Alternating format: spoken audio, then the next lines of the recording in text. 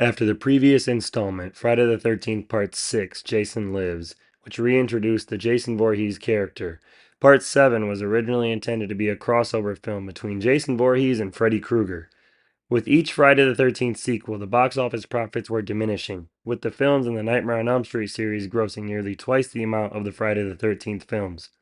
Paramount Pictures proposed the crossover idea to New Line Cinema, the rival company who held the rights to the Elm Street films, with Paramount controlling domestic distribution and New Line controlling international distribution. The idea was abandoned after the two companies failed to come to an agreement. So eventually, this film became a Jason vs. Carrie film in John Carl Buechler's 1988 film Friday the 13th Part 7, The New Blood.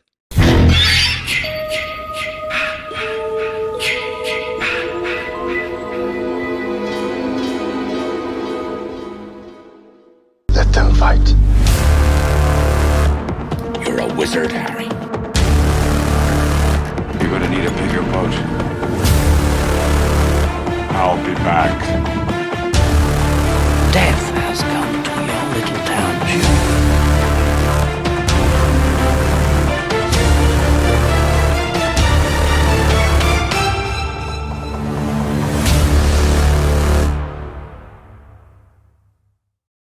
Hey everyone, welcome back to Chills and Thrills. Connor here with you, along with Chris, and today we are doing Friday the 13th Part 7, The New Blood.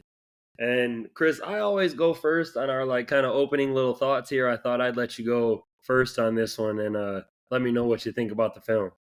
Sure thing. I mean, you might regret that. As a kid, this was always one that I liked a lot. As an adult, it is one of them that has aged not as well. So it's fun and interesting, but it's a little it's when the series starts to get a little over the top, a little too goofy. It was originally going to be when they first tried to get Freddy versus Jason made, and then there was kind of that didn't happen because Freddy was with New Line Cinema and Jason was with Paramount, and they couldn't come to terms on who was going to distribute and make which money and have more creative control, and executives doing executives things. So, but that doesn't really have anything to do with this film. They ended up settling on this sort of Jason versus Carrie type of concept, and it's fun and it's interesting. Once you get 6, 7 entries into a franchise that's just going in a straight linear path, there's only so many different things you can do that are new and fresh and unique without just being the same formula, while still keeping it true to the tradition. And so it's a solid attempt. If it wasn't so butchered by the MPAA, maybe it would have been rounded out a little better. But it's one that where I would have rated it as a 12-year-old versus where I rate it now are very different. I'll say that. Yeah, I like this film a lot as a kid. I mean, they used to have like the Friday the 13th marathons, and sometimes they still have them nowadays, but I would stay up on I'd see them on like Spike TV and whatnot on Friday the 13th, and I'd stay up till 11, 12 o'clock waiting for this one to come on in marathon and then have to go to school the next day or something. So I liked this one a lot as a kid. I liked Jason's design or his costume in this, I guess you could partake in. Yeah, as a kid, I think you're always into, well, at least me and my buddy were always into the idea, like, whenever it was time in the movie for the characters to fight back against Jason, and the idea of someone being able to put up a fight against him. So having a literal psychic battle him and do all these different, traps and attacks and things like that, that was always really cool to see as a kid. We were into that. As an adult, when you're a kid and there's 8 of these movies and it's just like, or 10, 11, 12, however many, and it's like, oh, this is the one with the psychic. You kind of just take it for what it is because it's there from the beginning as far as you're concerned.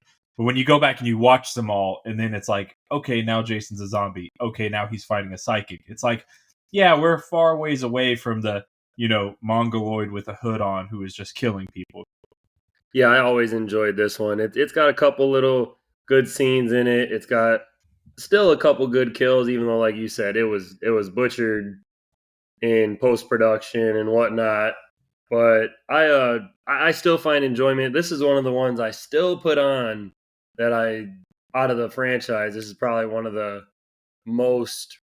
This is the one of the ones that get the most rewatch time from me, I guess you could say. Interesting. Why don't I go ahead and get into some background and information on the film for us, and we'll continue our way through. Friday the 13th, Part 7, The New Blood, is a 1988 American supernatural slasher film directed by John Carl Buechler and starring Lar Park Lincoln, Kevin Blair, Susan Blue, Terry Kaiser, and Kane Hodder in his first appearance as Jason Voorhees, a role he would reprise in 3 subsequent films. It is a sequel to Friday the 13th, Part 6, Jason Lives, and the 7th installment in the Friday the 13th franchise. Set years after the events of the previous film, the plot follows a psychokinetic teenage girl who unwittingly releases Jason from his tomb at the bottom of Crystal Lake, allowing him to go on another killing spree in the area. The New Blood was intended to have a higher standard of quality than that of the previous installments, with high-profile directors being considered to helm the project. Paramount Pictures sought a partnership with New Line Cinema to create a crossover film between Friday the 13th and a Nightmare on Elm Street series, which would not come to fruition until New Line bought the rights to the franchise, releasing Freddy vs. Jason in 2003. After several failed concepts, screenwriter Daryl Haney suggested an idea akin to Jason vs. Carrie, in which Jason would battle a teenage girl with psychokinetic abilities. The film was released on May 13, 1988, to mostly negative reviews from critics. So there is a little background on the film. Yeah, it's kind of not surprising. I mean, were the critics ever going to embrace this one? Were the critics ever going to embrace any of these movies? I don't think so. No, and we'll continue on and get into more of the fun stuff here in a little bit, but why don't we go ahead and get into a trailer on the film? I'll give off and read a plot synopsis on the film, and then we'll get into the numbers, the fun facts, and all our favorites from Friday the 13th, Part 7, The New Blood.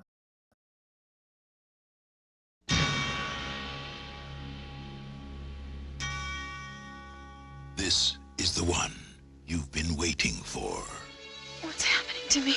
Your psychokineses and these delusions. You're not listening to me! The one you've been asking for. Hey, Tina, isn't this the way they wear their jackets back in the mental hospital? Concentrate. Concentrate, Tina! The one you've been dying for. You people give me the creeps. Okay, you big hunk of a man, come and get me. Jason is back.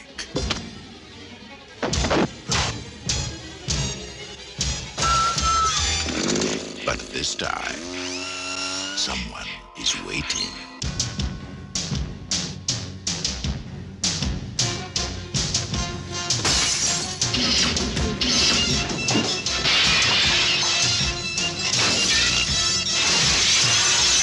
Jason?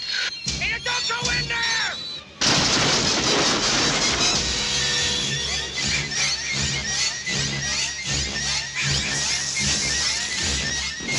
Friday the 13th, Part 7, The New Blood.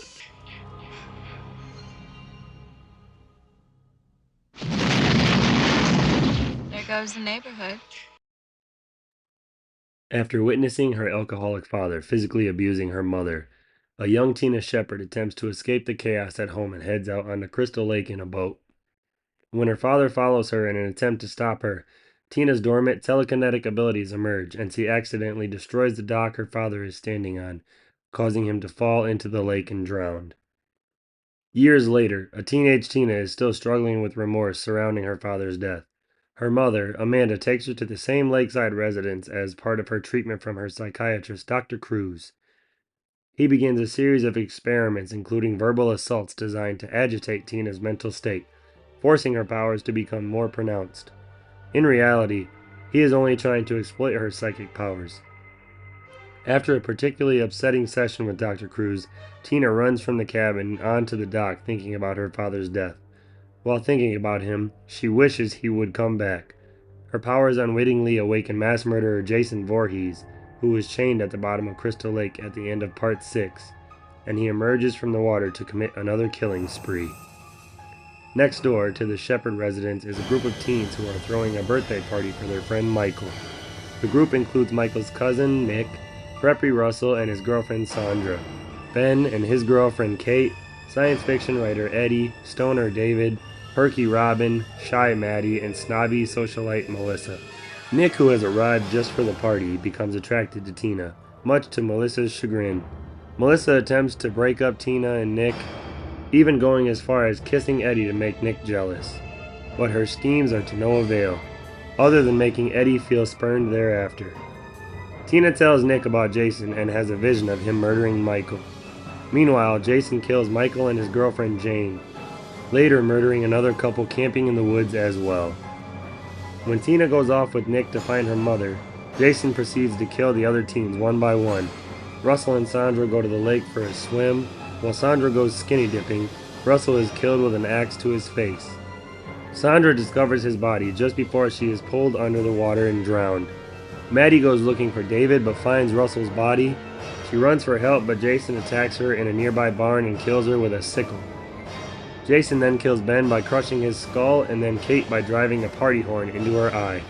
Inside the house, Jason stabs David and slices Eddie's neck open. Upstairs, Robin finds David's severed head and is thrown out through a window to her death. When Jason attacks Dr. Cruz, he saves himself by using Amanda as a human shield, but Jason eventually kills him with a pole chainsaw. Tina finds her mother's body shortly afterward and uses her powers to electrocute Jason and crush part of the house down onto him. When Nick and Tina try to tell Melissa what happened, she thinks that they are crazy and tries to leave, but Jason kills her with an axe to the face. Nick tries to fight off Jason, but he is quickly subdued. Tina unleashes her powers, breaking Jason's mask and exposing his disfigured and decomposed face. As the battle rages on, the Shepherd Lakeside cabin is destroyed by an explosive fire and the attack continues on the dock. Although Tina is unable to kill Jason, she unknowingly summons the spirit of her father, who rises from the lake and drags Jason back down with him into the depths of Crystal Lake, chaining the serial killer once more. The following morning, Tina and Nick are taken away in an ambulance. A firefighter finds Jason's broken mask in the wreckage, and the screen fades to black as Jason whispers can be heard in the distance. Alright, Chris, how about we run into some numbers here for you? Sounds good. So we'll get you on the inflation calculator. Friday the 13th Part 7, The New Blood, had a budget of $2.8 million and a gross return of $19.2 million at the box office. Yep, in 2024 dollars, that would be roughly equivalent to about $7.4 million for a budget and $50.9 million for a box office return, which, again, doing the simple math there, 7 times 7 is 49, so you're talking about, more than 7 times the budget at the box office before rentals and video sales and TV deals and all of the ancillary stuff. So still a successful little project for Paramount. And it was just under Part 6 return. Part 6 had a $3 million budget, so just a little bit higher than this one, and it grossed $300,000 more dollars at the box office. So they were, number 6 and 7 were very close to the success that they had. Yeah, and I mean, and again, it's funny that this was considered sort of the lower end, because nowadays, those micro budget horror movies that cost $1 to $5 million or $1 to $10 million, and if they pull in $50 million, like, that's not considered a bad thing at all, So again, it's kind of funny how it's all relative. Yep, I mean, this was still a box office success. I mean, all these films are technically considered box office successes, and most of them, they multiplied their budget or made their budget, times 4 what their budget was. If their budget was $4 million, they usually made about 14, 15, 16 million. So, I mean, none of them are really true failures at the box office. No, and you have to consider now that it's like Star Trek or Star Wars, not to that scale, but in the sense that they've been resold on TV, on streaming, on VHS, DVD, Blu-ray, 4K. They keep getting repackaged for the next iteration. It's like everything that Paramount makes off of these movies has been pure green for decades now. Well, and then they released that Shout Factory or Scream Factory, the bundle of them for $100 and some dollars, and I'm sure fans all over bought it. I was one of them who purchased it. So I mean, they Exactly. just keep selling them 4Ks and Yeah, Blu-rays. yeah. Every time they license to one of those third parties, they're getting a check. Places like Shout Factory, Arrow Video is doing a 4K disc of the 2009 reboot. So it's like that's another licensing fee they're getting. So yeah, highly profitable franchise. Absolutely, it all adds up. This film had a rating of 5.2 out of 10 on IMDb, a 33% rating on Rotten Tomatoes, a 13% rating on Metacritic, so they didn't like this film at all. But our Google users gave it an 83% of Google users liked this film. Jason's on screen for 9 minutes and 8 seconds, or roughly about 10% of the film, and there are a total of 16 deaths in the film, which averages out to about one every 5.5 minutes. So, still a little bit on the quicker side for that. And Yeah. we get a good amount of Jason as well. Yep, that sounds about right. What we do get of Jason in this film, I absolutely think is phenomenal. I think Kane Hodder portrays him very well in this. This might be my favorite look out of the four that Kane Hodder portrays. Yeah, I mean, it's a little. I think it's great. That Kane Hodder's in it. I think he's one of the unsung, highlights of this movie. Well, not unsung. I mean, everyone knows that Kane Hodder's great in here, but I think he's one of the highlights, one of the best things. There's a lot about this movie that you could kind of complain about or not be impressed with or whatever, but Kane Hodder kind of makes the whole thing kind of come together really well. He really brings a good characterization to Jason, and it is a good, like, the really decayed look. It's a cool, unique look. You definitely remember that look. You can argue that it's a little too decayed, a little too just like straight up a corpse or straight up a zombie, but generally I do enjoy it, and I think once he's unmasked at the end, he like conveys like a lot of rage through a heavy set of prosthetics. Like, you just feel like Jason is pissed this whole movie, and that comes through the performance, and I really like that. Yeah, absolutely. I love some of the things that Kane Hodder does, like the heavy breathing he does, or the turning his head before he actually like moves his body in the direction that he's going or heading. And there's just Yeah. little like subtleties that he does that you don't see in previous like portrayals of Jason. Yeah, and it's a little bit of a bittersweet thing. It would have been cool to see. They say that if the director hadn't lobbied for Kane Hodder so hard, C.J. Graham probably would have been back. And it's like, man, it's like that's one of those six and one half dozen of the other kind of scenarios, because I would have been just as happy for C.J. Graham to get another shot.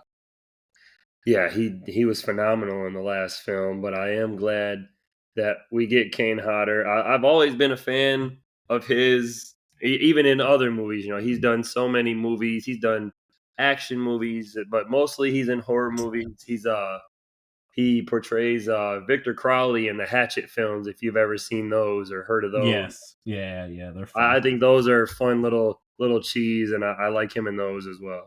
Yeah, it's a little bit of a shame that sort of the most codified kind of official Jason portrayal is kind of in some of the lesser or more wild and wacky entries of the series. Yeah, why don't I get into some fun facts for you? I really like this first one because I had no idea this first one, which is Walt Gorney, who played Crazy Ralph in Friday the 13th and Friday the 13th Part 2, is the opening narrator at the beginning of the film. Yeah, I thought that was a really great piece of trivia as well. It's like there's not a logic behind it. There are people that sort of hypothesize that he's sort of like speaking from the beyond the grave, but it is a fun, cool kind of nod and connection, to kind of get a previous victim and the previous sort of crazy old man to be the narrating voice of a later entry. It's a fun callback. Yeah, and I think his voice he does a very good job, and he has a perfect voice for the voiceover that they needed with all the flashback scenes and whatnot. It flows over it very well with like the little music and whatnot in the background, like very faintly. Yeah, and as much as the sort of recap and montage isn't really a necessary thing in the age where all of these movies are easily accessible, I've always had a bit of a soft spot for the movies that open with a bit of a recap or a little bit of a retread through the series up to that point, or highlights of the events. Just as a reminder, and it kind of just makes it all feel a little bit more tied together when they're actually pulling the footage and showing the material that's happened so far. Absolutely. I'm right there with you. I love it. I wish more films would do it nowadays with like if you're gonna have a sequel, and they just don't. A lot of films got away from that, or even some horror movies will still do it today, but it's very rare from the films, at least that I see. Yeah, and I think it's a little fun, and I think that if you could do it in an interesting way, the second Spider-Man movie from Sam Raimi sort of did the opening credits, like recontextualizing certain imagery from the first movie as like comic book art.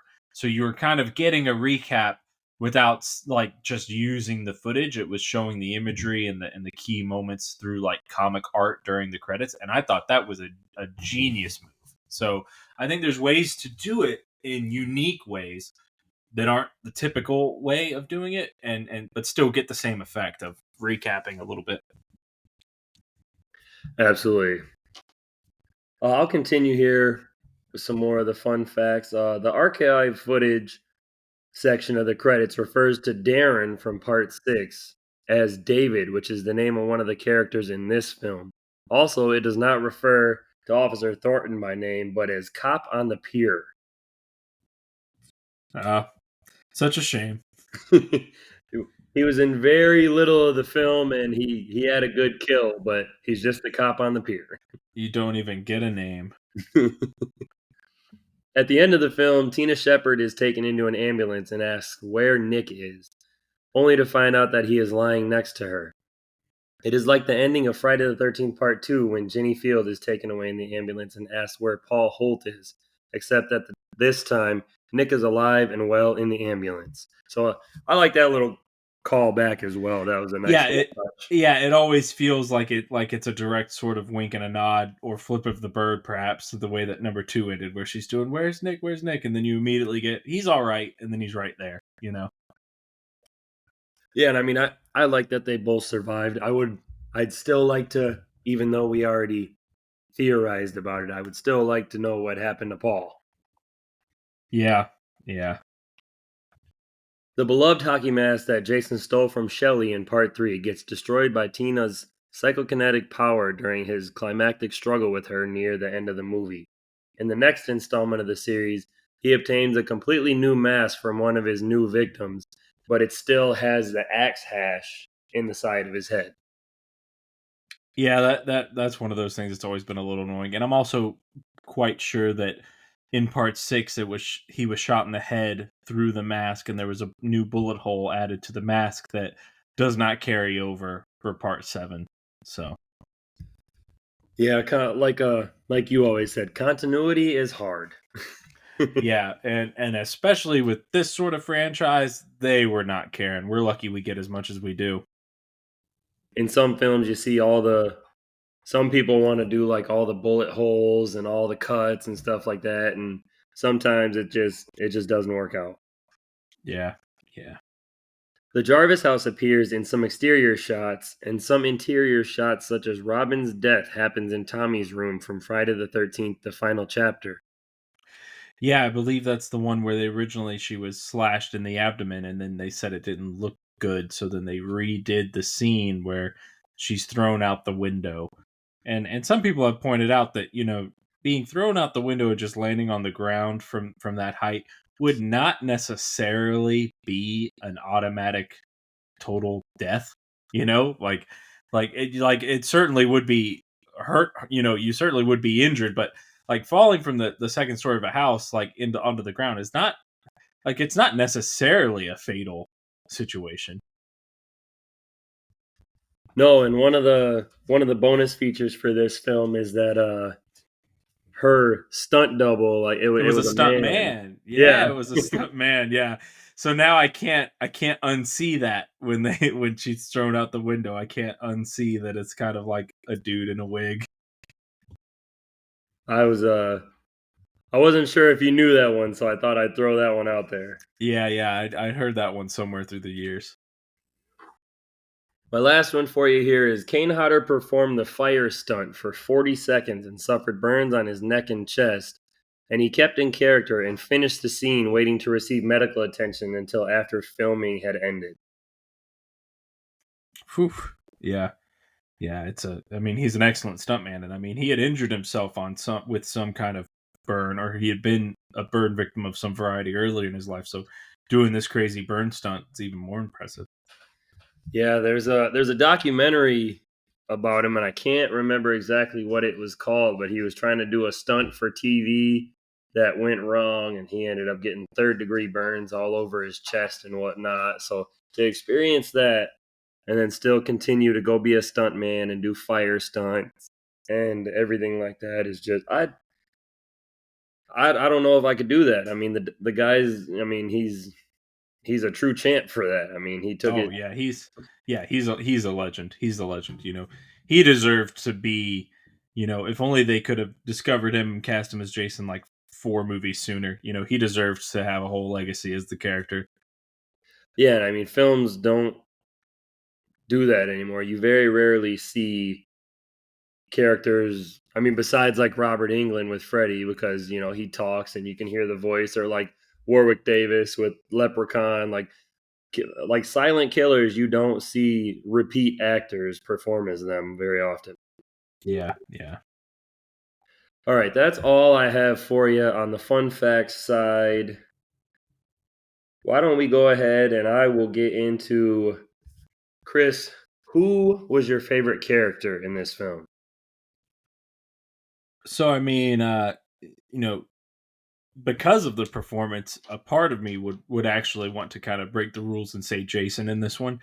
But I would say, I guess by default, I'd have to go with Tina. Anyone who's got psychic abilities and can fight Jason with their mind. That's a pretty cool setup. That's so yeah. So I'd say favorite character.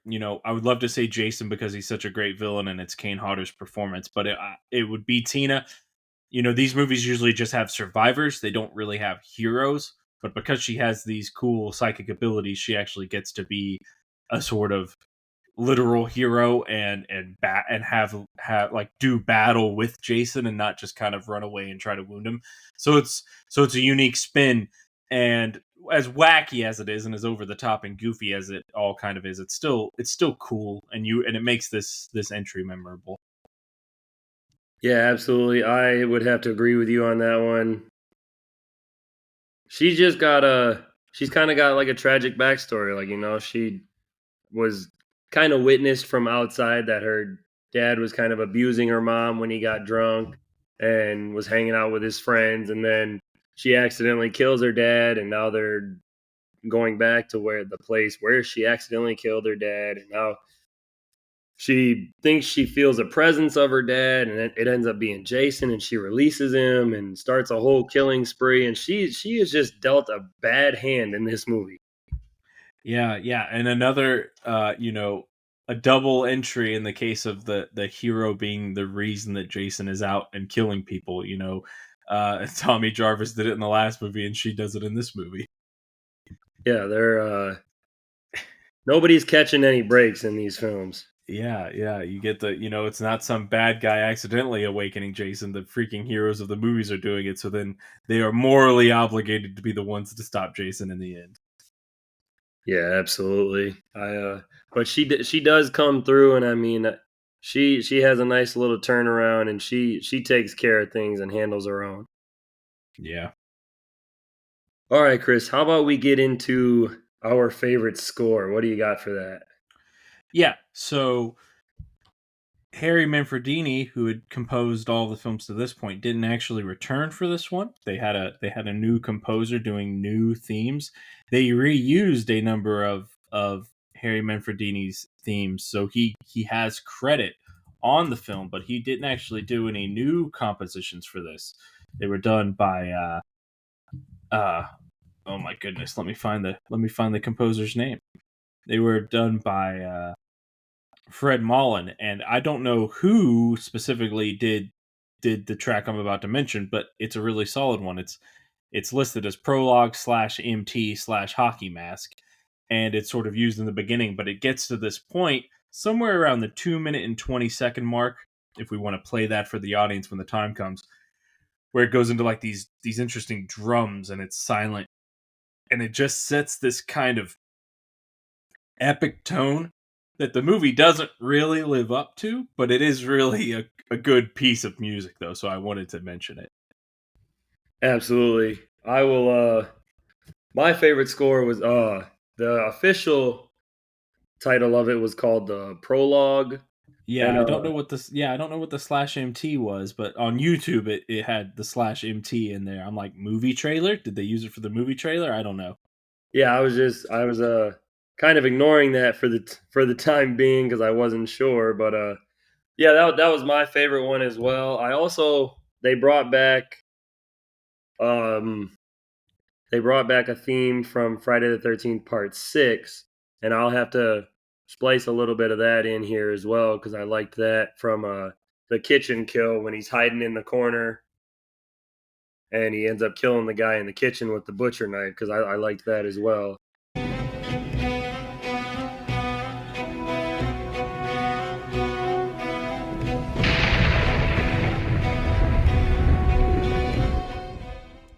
That entire kill is excellent. I love that it's in the darkened room and then the lightning flashes and you see him revealed in the corner. It's like this movie might be a little bit on the lower tier overall, but that is a that scene is cinema as far as that reveal of Jason.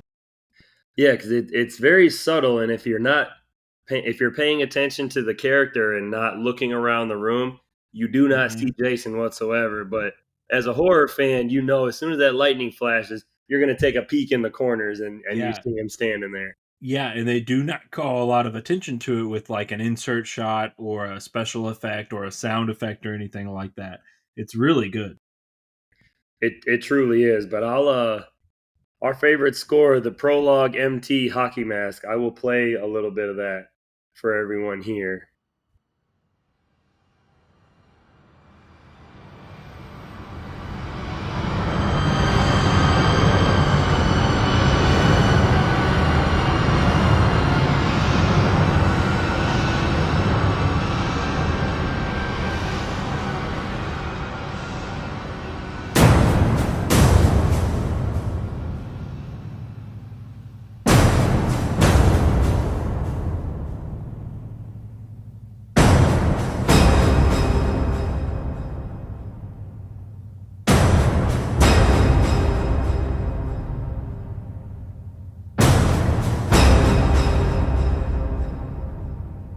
All right, Chris, you went first on those two. I'll go first for my favorite quote or line of dialogue from the scene. And it was from Tina. It was just a simple one where she kind of finds she's in Dr. Cruz's office and she's looking through everything and she finds all the clippings of Camp Crystal Lake and Jason and she just kind of like starts to tremble and goes, Jason Voorhees. And then like it was him in the lake. And she just like has a complete panic attack and the room just starts like shaking and pictures are falling off the wall and she's kind of just losing it as she realized she just let a complete psycho out of the river or the lake, sorry. Yeah, that's a good line. Um, I'm pretty sure one of the pieces of trivia that I read was that it takes the longest in this movie for Jason's name to finally be said, and I think it's somewhere in like the 50-minute mark, something like that. So that's a great that's the line. Um, I actually like the opening narration line, not the full narration, obviously, but just there's a legend around here, a killer buried but not dead, a curse on Crystal Lake, a death curse, Jason Voorhees' curse. I'm like, that sets the tone, That's just really epic, So that's my favorite line. Damn, my man Chris is spitting over there. No, that that is phenomenal. That is a way to start a movie. And if there was anything, which I'm sure there is somewhere, like if we had it around here, like G Fest or something like that, where it was a Friday the 13th marathon, like I'm Mm. sure that line comes up, fans would go nuts in theaters. Oh yeah, for sure.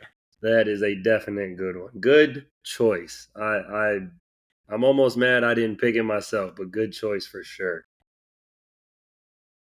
I'll go first on favorite scene for you as well, and I'll leave kill for you to go first. Okay. So my favorite scene was probably the Jason versus Tina showdown. Once Jason kind of kills Melissa and just tosses her aside, from there on out, it's like balls to the wall. She hits him with the lamp that's hanging, and Kane Hodder as Jason falls down the steps, breaks out the side of the steps, and grabs Nick and throws him against the wall. And this is where the famous she snaps his mask off, and we get the triumphant reveal of what Jason looks like, and we get the fire stunt, and that it's probably about a 10 to 12 minutes there that is just phenomenal action between Tina and Jason, and it's what you came to see. And the I think the director John Carl Buechler, I think he delivered right there towards the end. I think the ending of this film is phenomenal. Yeah, that's my favorite scene too. Specifically, from the point where Jason's unmasked to the end. I love that she's sort of closing it around and tightening it around his head, and then it just snaps perfectly in two. Then you see his face. I love, we'll get into it later, but Jason's sort of very decayed look in this movie, and the fact that he spends so much without his mask, people can argue that that's sort of off brand, that you watch the last 10 minutes of the movie, you wouldn't even be able to tell that it was a Friday the 13th movie. But I think it's still on its own. It's very cool looking, and it's very unique, and with all the exposed skeleton, like his spine in the back, and the bones in his fingers, and like his orbital bone around his eye. I like that they have the piece cut out of the side from the damage from the propeller in part 6, and his sort of cheekbone with his teeth hanging out the side. Like, it's just a really good sort of decaying creature kind of design, and I love it. And the fact that we get to see Jason without his mask for such an extended period of time in this movie is unique to this film, and I've always liked that. Absolutely. I mean, what more could you ask for? I think it's great because he just we'll get into it after I get into like favorite kill and whatnot. We went into a little bit, but there's a lot more to talk about with that. So I'll ask you who your favorite death was, or death scene in the film.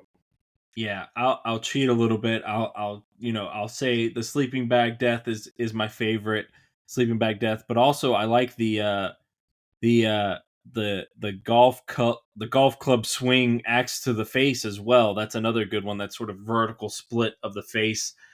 And yeah, so the sleeping bag death, I actually think that the edited one and the theatrical version, that's just one brutal swing, I actually like that one was edited.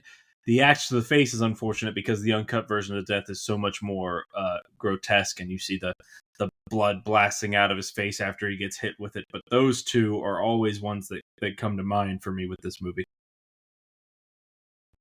I absolutely do like the sleeping bag one as well.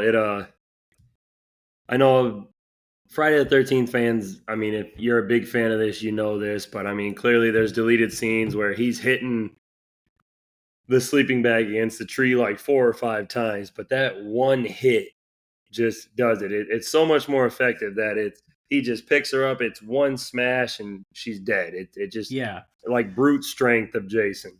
yeah, and to make an argument there, when you see the extended scene and how many times he's bashing it and how blood soaked it becomes, you get this sense that when that sleeping bag gets undone, that it would just be soup inside of it, just mush. So the fact that she's relatively intact after he drops a sleeping bag, it kind of like it makes a little bit more sense if it was just like a concussive damage kind of a thing, like one hit, you're done. If he'd spent the time like wailing over and over, it's like there'd be nothing but mush in that sleeping bag. No, and something about that I can't remember the exact number because I was watching the special features on the Blu-ray, but I believe Kane Hodder said there was like 25 gallons of blood or something that was in there that they actually smashed against the tree because it was supposed to be a much bloodier kill, but it Yeah. ended up weighing over 100 pounds or something like that that he was bashing against the tree, which that the guy's crazy strong and he's not a very like tall guy or by any standards, but he's a Yeah. very like Stocky. yes, he's a very stocky man, and he portrays Jason very well. Yeah, and I guess like the little kick that he does to the sleeping bag after he hits it down was genuine sort of like tiredness and frustration. Yeah, after you do that so many times, you're slamming 100, 125 pounds, whatever it may be, gallons of blood against a tree for however many takes. I'd probably be pissed off too, but the take that they left in the film is very good. It's not the death I chose, but it's right there. It's neck and neck with it. Then I have to ask what death you did choose. I ended up choosing Ben's death because I like how Mm. he comes up from behind him, grabs his head from on top of his head and below his chin, and just starts crushing his skull. Because that's not a type of head crush that you see. Normally, killers grab it from the side, hands on their temples or ears. No, Yeah. he grabbed it from the top and bottom and just crushed. And if you And see that the special yeah. features, it just the deleted scene that the MPAA wouldn't allow, it's literally just like a tomato is being crushed or something like that. It's so gory, and I wish we could have got that in the actual film. But in Yeah, it, you still see a little bit. we deserve to see the full 4K restored version of that scene, and unfortunately, it's basically impossible. But you get to because you can imagine the level of detail in there, and it's such a brutal scene. And that's another thing. This film would probably be better regarded in that sort of Jason Goes to Hell kind of way, where maybe not a lot of people love the movie, but you can at least appreciate all of the great, cool, inventive deaths and gore and grotesque effects and all that stuff. This film would at least have that going for it if it wasn't absolutely slaughtered by the MPAA. Yeah, because I mean, you still for that death scene, you still get a little bit when the camera goes down to Ben's head. You start to see kind of like blood like ooze out from like his forehead down his nose, and then it cuts away back up to Jason. Yeah. So I mean, you still get a little bit, but I would have loved to see the unrated director's cut in all its flaming glory. Yep. To quote John C. Riley from Step Brothers, "That's not enough, Dad." We'll probably never get it, but I we can still wish. We can dream. We can dream.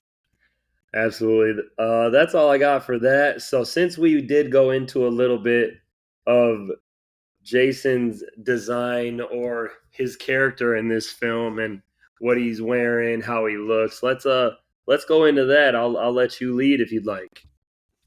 Yeah, the rotting corpse look is cool. It's unfortunate that they don't really, you know, part eight's problem is part eight's problem. Part eight doesn't really follow up on the look of this one, but from six to this one, it does look like he spent years in the lake, rotting away, being pecked away at by fish or this or whatever, just seeming completely waterlogged. So it's a great progression of the look.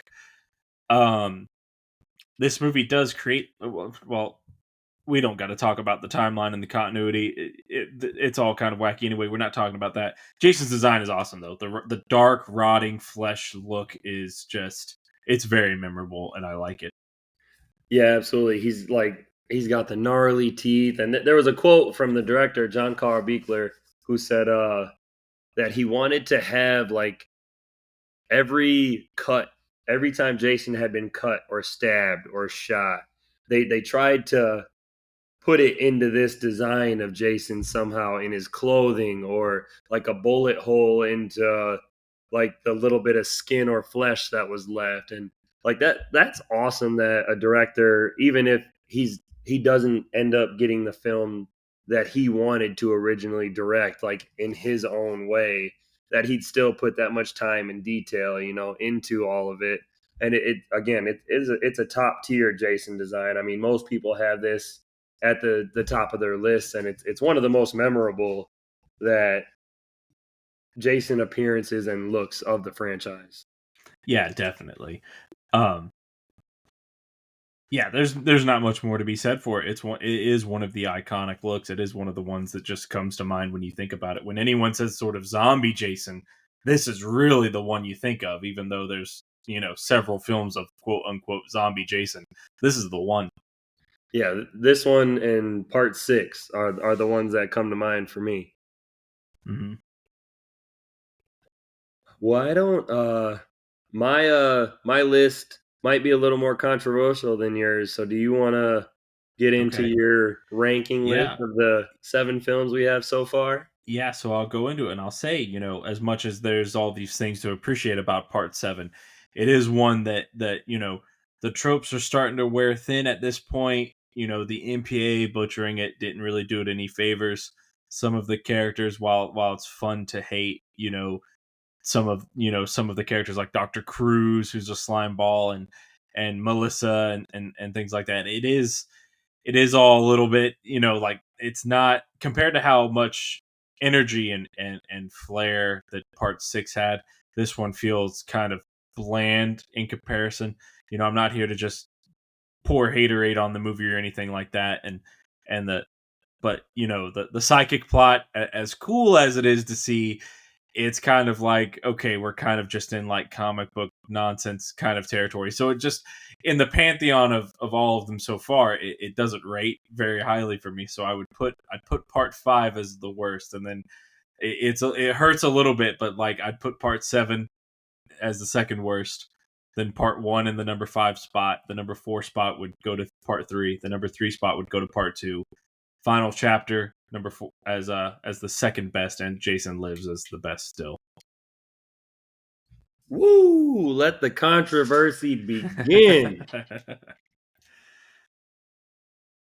All right. This seems like it's going to be our first big departure in opinion. Oh, it is. This is going to be good. So in the number 7 spot, I have Friday the 13th Part 5, A New Beginning. In the number 6 spot, I have the original Friday the 13th. The number 5 spot, I have Friday the 13th Part 3. The number 4 spot, I have Friday the 13th Part 2. The number 3 spot, I have Friday the 13th Part 4, The Final Chapter. The number 2 spot, I have Friday the 13th Part 7, The New Blood. And in number 1 spot still, I have Friday the 13th Part 6, Jason Lives. Oh, so I've got it as the second worst, and you've got it as the second best. I don't know what it is about this film, but I can sit down I can and understand it. It is definitely fun, and even when I break it down and say like it doesn't feel like when I'm talking about it and thinking of it, I'm like, well, it doesn't feel like it should be second to last for me. But when I'm thinking about how what my opinion of the other ones are, I am kind of one of those that once these series, like I have this like allergy to when these movies, any franchise, like feels like it's just like going off the rails or getting a little too like goofy or wild. Like when the Avengers start time traveling, like that's cool, but I'm like, what are the Avengers doing time traveling, man? Like this is superhero stuff. Like get out of this time travel nonsense and do a normal movie, So it's like when Jason starts to fight a psychic, I'm like, yeah, that's neat and all, but like it's kind of weird and goofy, and it just doesn't really feel right. And we've seen a lot of these things in terms of the characters in prior movies, some of them done a little better, and then they hacked it to pieces. That's not the fault of the movie, but it's hacked to pieces, so it doesn't have a lot of great effects. And I don't know, it's tough. It's like, well, when I really get into it, comparing it film to film to a lot of these other ones, it's hard for me to put it high, but it's better than second worst would imply. Well, and that's the thing. Like, I can like knock on it and whatnot too. Like, these are some of the most probably bland characters in the franchise. This is the one that the MPAA killed absolutely the most out of the franchise. But for some reason, I can, when I go to my movie shelf or something and I look at, all right, I want to watch a Friday the 13th movie. This is just one of the ones that I can grab, sit down, and watch. And I always am intrigued. I can sit there and watch it. I never have to sit here and pick up my phone and scroll through Facebook or whatever else I got to do. I can just sit down and watch it. I don't know what it is about it, but it's one of those films I like. It has a lot of rewatchability for me. Yeah, yeah, I can understand that. And I mean, the section where it's sort of for me, like for me, 6, 4, 2, those are an easy top three, and 5 is an easy bottom. The sort of part 3, part 1, part 7, they're all kind of close and together and maybe interchangeable in different ways. The 3D stuff of part 3 is really really annoying. So there's days where I could put that under part 1. There's days where maybe part 7, at least being a Jason movie and having the Kane Hodder performance, I could maybe see things about that I like more than part 1 or 3. So 317 are very sort of, they're kind of in a section where they're almost interchangeable, but like part 5 I kind of definitively have as worse, and 6, 4, and 2 are definitely sort of my top 3 at this point in the series. And then 317 are kind of like, for all the stuff they do good, there's a lot of things that really hold them back, and so it's kind of however you are feeling on that given Sunday about which is worse. Is all of the 3D effects stupider and more annoying than the psychic plot line? Who's to say? Yeah, I don't disagree with you. I mean, there's a couple films in here that flip flop for me, but I mean, we have 5 more films, so I guess we'll see how high number 7 really stays up there, because I mean, there's people that love the next couple and there's people that hate the next couple, so I guess we'll have to see on which side I teeter on there. Yeah, that is also true. I'm also forgetting, when I say, oh, it's better than second worst, it's like, well, yeah, but if you're only talking about the first 7, of the first 7, maybe, maybe it is the second or third worst. But when we talk about the pantheon of all 12, I don't think it will be bottom 2. I don't think that's going to be the case, but we'll see, I suppose. Yeah, I mean, we'll get to it. All right, Chris, I'll give you some final thoughts on this one. I know I got it ranked as my number 2 so far, but still a couple films left to go, so we'll see what happens. But I like this film. It has a lot of rewatchability for me. I mean, it's something I can just turn my brain off, have a good time. Jason looks amazing. I like Tina as a character. Her and Nick didn't have the greatest chemistry, but I like it for what it is. All the other characters are kind of bland. They're basic. You got kind of the pothead, the stuck up bitch, the nerdy guy. You kind of got one of each little group in this, one of each character trait, and I don't know. I like it. It's easy for me to sit down and watch. So I'd recommend it to anybody who's seen most of the Friday the 13th and haven't seen this one. You might as well give it a once over. But all in all, I think it's a fun film. I have a good time with it. Yeah, I definitely recommend watching it. I mean, the franchise as a whole, I wouldn't recommend that anyone only picks 1 or 2. I mean, if you want to skip part 5, I would say, okay, maybe you can skip part 5, but all the other ones are definitely worth watching. Uh, yeah, I agree. I'm just kind of on the other side of the fence. The good things about it, I agree with. It's a cool Jason design. The telekinesis stuff, it is fun. Like, it's stupid, but it's fun. Like it's still entertaining. Uh, there are some movies that are kind of like overall good with a lot of bad moments that weigh them down. Some movies are kind of overall not so good, but they have a lot of kind of cool things or interesting moments that kind of bring them up. And there's still a lot to like about this, even if it's a little bit on the generic side, and if it suffered a little bit from some of the censors, and if maybe the telekinesis element of this franchise isn't so it doesn't make so much sense, but there's not a lot in this franchise that makes a lot of sense in terms of that. Once you start bringing zombie Jason in, all bets are off. But so I don't love it, but it's not terrible. It's not bad. It's just not one of my favorites. I won't hate on you for that at all, because we were pretty good with the Godzilla franchise. We've been pretty good, pretty much in the same boat with this franchise, and with the next couple controversial films we got coming up, we'll see where we lie with those ones. Yeah, this one's kind of, it's in those middle of the pack entries, and it's just kind of any given Sunday, whether it's kind of like the upper end of the middle of the pack or the lower end of the middle of the pack. Absolutely. This film was followed up by Friday the 13th Part 8, Jason Takes Manhattan, which was released July 28, 1989. And we'll go right into that on our next episode. So again, here for this one, thanks for joining me, Chris. I always appreciate you. Yeah, no problem. Always happy to be here. So Friday the 13th Part 8, Jason Takes Manhattan next week. And until next time.